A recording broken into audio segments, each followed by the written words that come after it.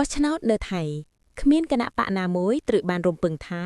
នឹងឈ្នះសម្លេងភាគច្រើនដាច់ខាតនោះទេ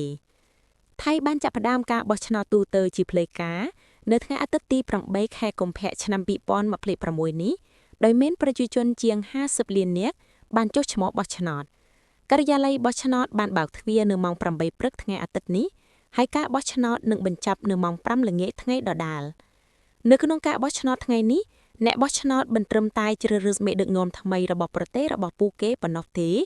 ប៉ុន្តែថែមទាំងបោះឆ្នោតលើការធ្វើប្រជាមតិអំពីរដ្ឋធម្មនុញ្ញរបស់ប្រទេសដែលសរសេរនៅឆ្នាំ2017ក្រោមការគ្រប់គ្រងដោយយោធាផងដែរឯនិយាយបានថានេះជាលើកដំបូងក្នុងប្រវត្តិសាស្ត្រប្រទេសថៃដែលការធ្វើប្រជាមតិជាតិត្រូវធ្វើឡើងរួមជាមួយនឹងការបោះឆ្នោតទូទៅអ្នកបោះឆ្នោតម្នាក់ៗទទួលបានសន្លឹកឆ្នោតចំនួន3សន្លឹកដោយ2សន្លឹកសម្រាប់ការបោះឆ្នោតទូទៅជ្រើសរើសបេក្ខជននៅក្នុងមណ្ឌលបោះឆ្នោតរបស់ពួកគេនិងគណៈបកនយោបាយនិងមួយសន្លឹកទៀតសម្រាប់ការធ្វើប្រជាមតិដើម្បីសម្រេចថាតើរដ្ឋធម្មនុញ្ញថ្មីគួរតែត្រូវបានបង្កើតឡើងឬអត់នៅក្នុងការបោះឆ្នោតនេះមានគណៈបកនយោបាយចំនួន53ចូលរួម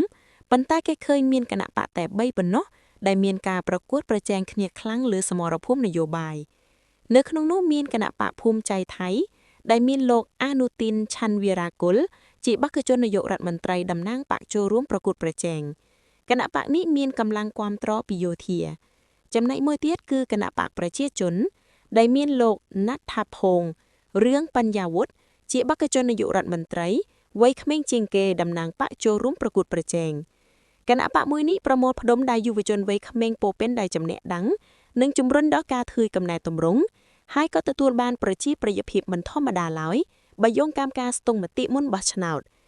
រីឯគណៈបកចាវ៉ាសាមួយទៀតក៏ស្ថិតនៅក្នុងការប្រកួតប្រជែងដែលឥតមើលរំលងបានដែរនោះគឺគណៈបកភឿថៃបង្កើតឡើងដោយលោកថាក់ស៊ីនស៊ីណាវ៉ាត្រាអតីតនាយករដ្ឋមន្ត្រីនៅក្នុងការបោះឆ្នោតមុនកំណត់ថ្ងៃទី8ខែកុម្ភៈឆ្នាំ2026នេះគណៈបកភឿថៃបានជ្រើសរើសលោកយូតចាណាន់វងសាវ៉ាត់ដែលត្រូវជាក្មួយរបស់លោកថាក់ស៊ីនឲ្យឈរឈ្មោះជាបេក្ខជននាយករដ្ឋមន្ត្រីនាំមុខគេតែគណៈបកដែលធ្លាប់មានឈ្មោះបោះសម្លេងមួយនេះហាក់ស្រុតជួបប្រជាប្រិយភាពបន្ទាប់ពីលោកស្រីផែថោងស៊ីណាវ៉ាត្រាកូនស្រីពៅរបស់លោកថាក់ស៊ីនត្រូវបានតុលាការដកហូតតំណែងនាយករដ្ឋមន្ត្រីទោះបីជាយ៉ាងណាក៏ដោយក្នុងការបោះឆ្នោតនេះក៏ដូចជាបទពិសោធន៍នៅក្នុងការបោះឆ្នោតកន្លងមកអ្នកជំនាញជឿថាគ្មានគណៈបកណាមួយក្នុងចំណោមគណៈបកលេខធ្លោទាំង3ត្រូវបានរំពឹងថានឹងទទួលបានសម្លេងគាំទ្រភាគច្រើនដាច់ខាតនោះទេមានន័យថាគ្មានគណៈបកនយោបាយណាមួយទទួលបានសម្លេងគាំទ្រច្រើនគ្រប់គ្រាន់ដើម្បីបង្កើតរដ្ឋាភិបាលដឹកនាំតែម្នាក់ឯងនោះឡើយដូច្នេះនយោបាយថៃជាមិនរួចពីការចង